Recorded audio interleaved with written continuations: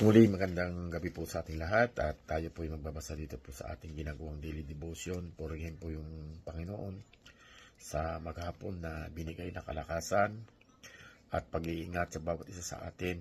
At sa mga oras pong ito, tayo po ay magbabasa po dito sa ating ginagawang daily devotion at nandito na nga po tayo sa Samuel chapter 9. At ang akin pong isi-share dito po sa chapter 9 verses 1 to 4 po. At ang sinasabi nga po dito sa talatang ito, nakita sina Saul at Samuel. Sa lipi ni Benjamin ay may isang mayamang lalaki, siya ay si Kis na anak ni Abiel at apo ni Siror mula sa sambahayan ni Bikorat at sa angkan ni Apia. Si Kis ang ama ni Saul na siya namang pinakamakisig at pinakamatangkad na lalaki sa buong Israel.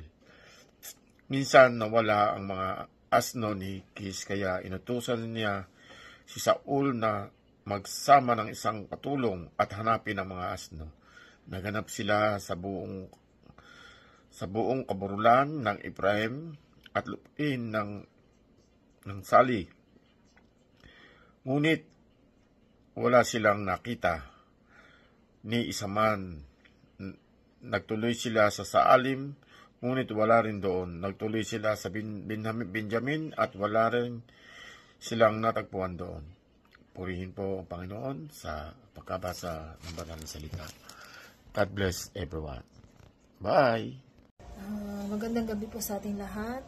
Tayo po muling mag-share sa ating daily devotion dito po sa 1 Samuel chapter 9 verse 5 to 7. Nang sila'y dumating sa lupain ng Suf, ay sinabi ni Saul sa kanilang bataan na kasama niya, "Halina, bumalik tayo, baka walang bahala ng aking ama ang mga asno at ang alalahanin ay tayo." At sinabi niya sa kanya, narito, may isa ngang lalaki ng Diyos sa bayang ito at siya isang lalaking may dangal at lahat ng kanyang sinasabi ay tunay na nangyayari. Ngayon pumaroon tayo. Marahil ay masasaysay niya sa atin ang tungkol sa ating paglalakbay, kung saan tayo paruroon. Nang magkagayoy, sinabi ni Saul sa kanyang bataan, "Ngunit narito kung tayo pamaroon, ano ang ating dadalhin sa lalaki, sapagkat naubos na ang tinapay sa ating mga buslo at wala na tayong madadalang kaloob sa lalaki ng Diyos. Anong meron tayo?" Amen. Magandang gabi po sa inyo lahat. Ang babasahin ko po ngayon, Samuel chapter 9 verse 8 to 10. Sumagot ang katulong, "Mayroon pa akong 3 gramong pilak. Ibibigay ko na ito sa kanya para ituro sa atin ang ating hinahanap." Noong panahon yun, ugali ng mga Israelita na lumapit sa isang manghuhula kung may isasangguni sa Diyos. Manghuhula ang dati nilang tawag sa propeta. Sinabi ni Saul, "Sige, tayo na, pumunta tayo sa sinasabi mong lingkod ng Diyos." At nagpunta nga sila sa lungsod na kinaroroonan ng nabanggit na lingkod ng Diyos. Amen. Samuel chapter 9 verse 11 to 13. Samantalang inahon nila ang ahunan sa bayan ay nakasalubong sila ng mga dalagang lumalabas upang umigib ng tubig at sinabi nila sa kanila, "Narito ba ang taga-kita?"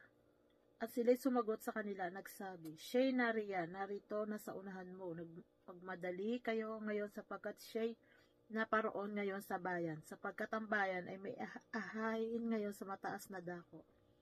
Pagkapasok niyo sa bayan ay agad susumpungan ninyo siya bago siya umahon sa mataas na dako upang kumain, sapagkat ang bayan ay hindi kakain hanggang sa siya'y dumating, sapagkat kanyang pinabasbasan ang hain. At pagkatapos ay kumakain ang mga inananyahan, kaya nga umahon kayo, sapagkat sa oras na ito ay inyong masusumpungan siya." Amen. Amen.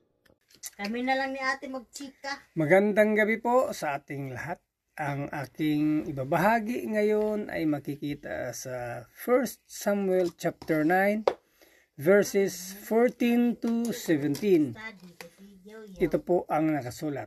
kaya't umakyat sila sa bayan at habang papasok sila, nakita sila ni Samuel na dumarating sa nakasalubong nila papunta sa sambahan sa mataas na lugar. Isang araw bago dumating si Saul, sinabi ng Panginoon kay Samuel, bukas sa ganito ning oras, papuntahin ko sa iyo ang isang tao na galing sa lugar ng Benjamin. Pahiran mo ng langis ang kanyang ulo bilang tanda na siya ang pinili kong magiging pinuno ng mamayan kong Israelita.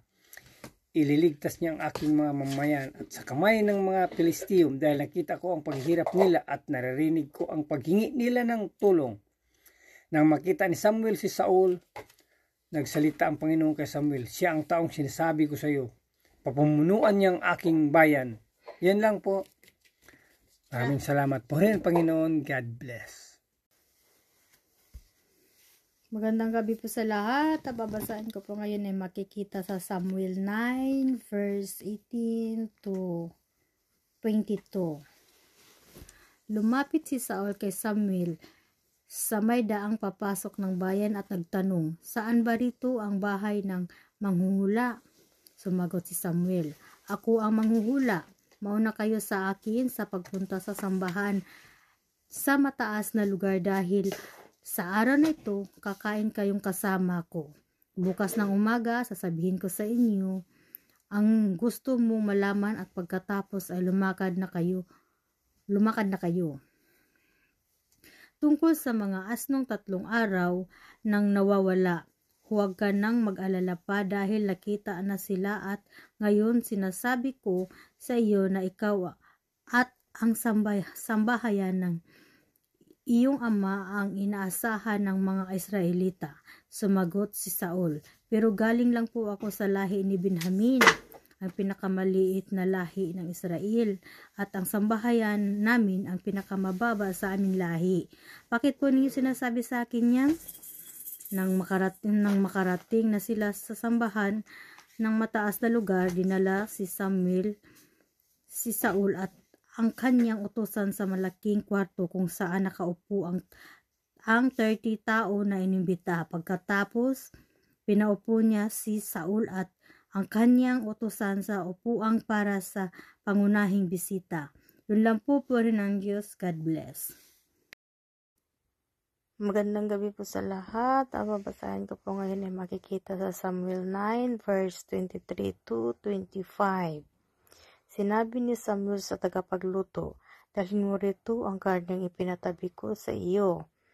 Kaya kinuha ng tagapagluto ang hita at inilagay sa harapan ni Saul.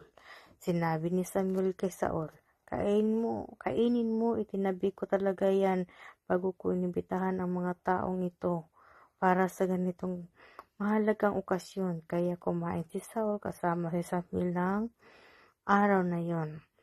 Pagbalik nila sa bayan, galing sa sambahan sa mataas na lugar, ipinaghanda siya ni Samuel ng matutulugan doon sa patag na bubong ng kanyang bahay. Yun lang po rin ang Diyos. God bless.